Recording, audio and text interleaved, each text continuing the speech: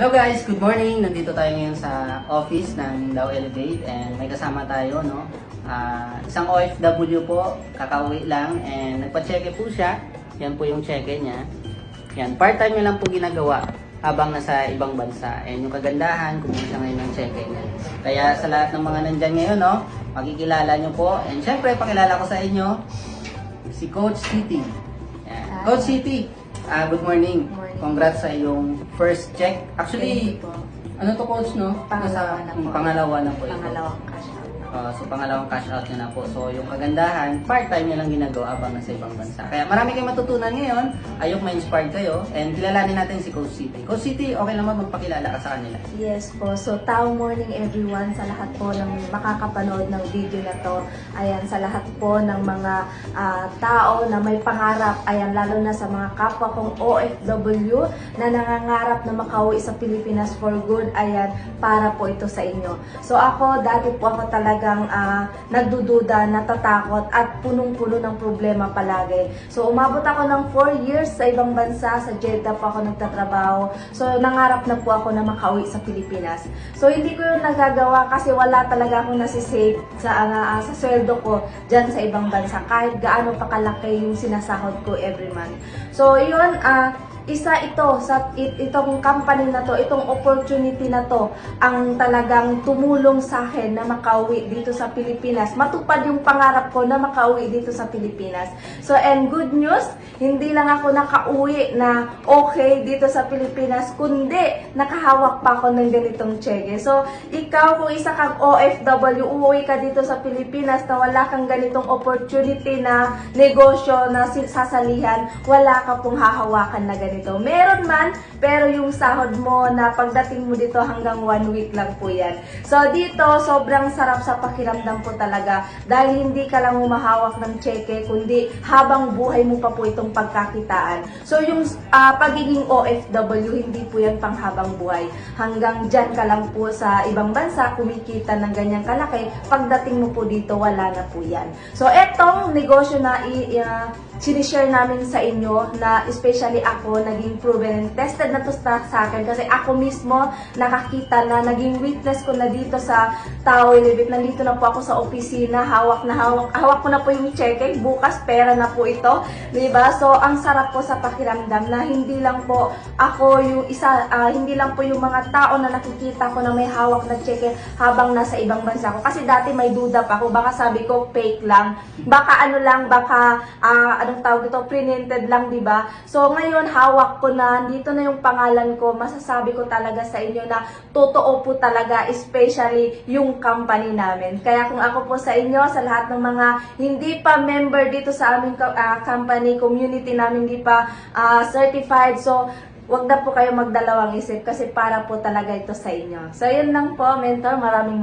salamat. Wow. And syempre, Coach, para at least may idea sila kung paano na i-present sa'yo yung business, paano mo nakilala. Kwento mo lang sa kanila saglit. Yes po, actually, yes po, tama po yun, mentor, no? Para sa mga tao po talaga, no, na nagsasabi na sa mga nagsishare ng opportunity, especially po yung mga bata pa, di ba? Tayo kasi mga OFW, hindi naman matanda, pero syempre, nandyan talaga yung duda natin, yung takot natin sa mga tao na nag-share sa atin ng negosyo. Tinatanong natin, question mark tayo kung tama ba ito yung sinasabi niya. Syempre kasi yung sinasabi ng mga nag-share sa atin, kaya po kita sinishare ng negosyo kasi gusto kong mabago yung buhay mo. Gusto ko makauwi ka sa Pilipinas for good. Gusto ko magkaroon ka ng habang buhay na negosyo na pwede mong ipamana pa sa pamilya mo kapag ikaw ay matanda na o hindi mo na kaya magtrabaho, di ba? So, yun po.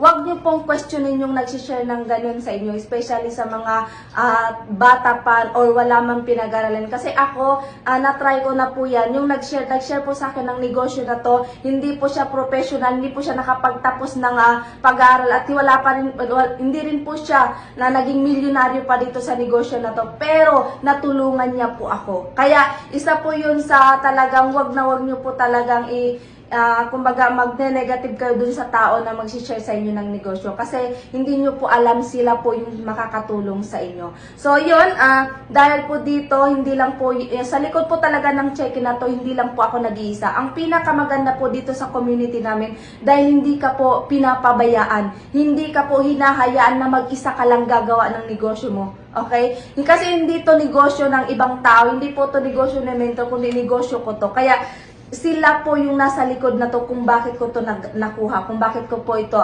kung bakit po ako nakafag for good, kung bakit po ako nandito ngayon sa harap din nagsasalita na nagbibigay sa inyo ng opportunity, nagsishare sa inyo ng opportunity na ito po talaga yung para sa ating mga OFW. Kasi ito po talaga yung pwede nating talagang masasabi na winner talaga tayo dito. Kasi imagine guys, kung isa tayong OFW, pag uwi natin dito, normal lang tayong tao. Pero pag ikaw, naging part ka ng community namin, naging part ka ng Tao Elevate, grabe guys, kung makikita nyo po dyan sa mga video na i-upload pa namin, grabe, para kang mala-artista talaga pagdating mo dito. Hindi ka lang kumikita, kundi marami ka pang matutulungan na kapwa mo ding OFW or mga kapwa mo ding mga Pilipino na talagang gustong-gustong mabago yung buhay. So, yun lang po, mentor. Maraming syempre yung mga leaders mo. Ayan, so, syempre, para salamatan ko din, syempre, yung mga naging parte. Syempre, hindi naman ko to makukuha tong check-in na to kung wala sila.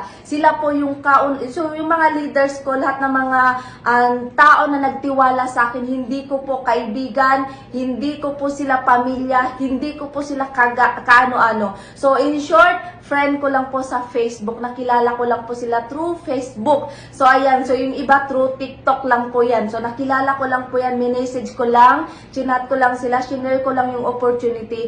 And then, syempre, sincere yung pagsabi ko sa kanila na kung ano man yung narating ko, mararating nyo din. So, kung kayo po meron talagang nag-share sa inyo ng opportunity, wag nyo po munang ayawan or wag nyo po munang hindian. Wag po muna kayo magsasabi ng ayoko niyan kasi dati na ganito na ako. Kasi marami talaga mga OFW, ayan, karamihan talaga mga OFW na naloko na dati. So, wag nyo pong wag nyo pong kumbaga isipin na maloloko na naman kayo ulit kasi hindi naman po pare-pareho yung tao. Kasi yung iba, naloko ka man kasi manloloko yun. Pero may iba talaga na talagang totoo, na sincere talaga na tutulungan ka po. So yun, maraming salamat sa Dream My Family, sa lahat po ng mga team ko, ayan, sa lahat po na nagtiwala, leaders ko, ayan, so para po talaga ito sa inyo, okay?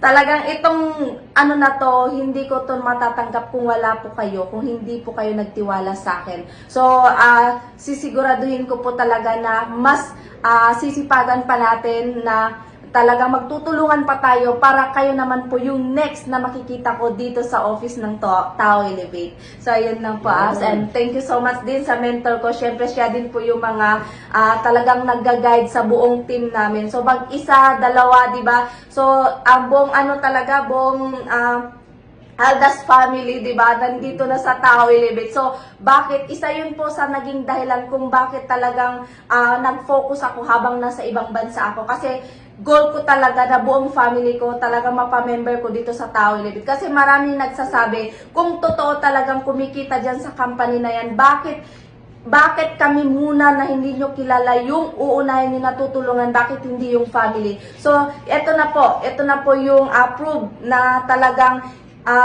puro pamilya na nandito na sa company namin. So, yun po, Aldas family, shoutout po sa inyong lahat. So, yun, abangan nyo rin po, syempre, yung family ko, dito din po yan sa Tao Elevate lahat. So, yun lang po, sa lahat po ng mga member na, ayan, so wag po kayo titigil, wag nyo pong sayangin yung opportunity na nandito na po kayo sa Tao Elevate. Kailangan po talaga isipagan and consistent nyo po talaga gagawin yung ano man po yung nasimulan niyo dito sa community natin. So, I hope marami kayong natutunan, guys. Congratulations, Coach City. And sa lahat po ng mga OFW na nandyan ngayon, wala pong masama sumubok sa opportunity na nakikita mo ngayon na marami nang pinabago yung buhay. And syempre, alam naman natin, lahat na nangyayari may purpose.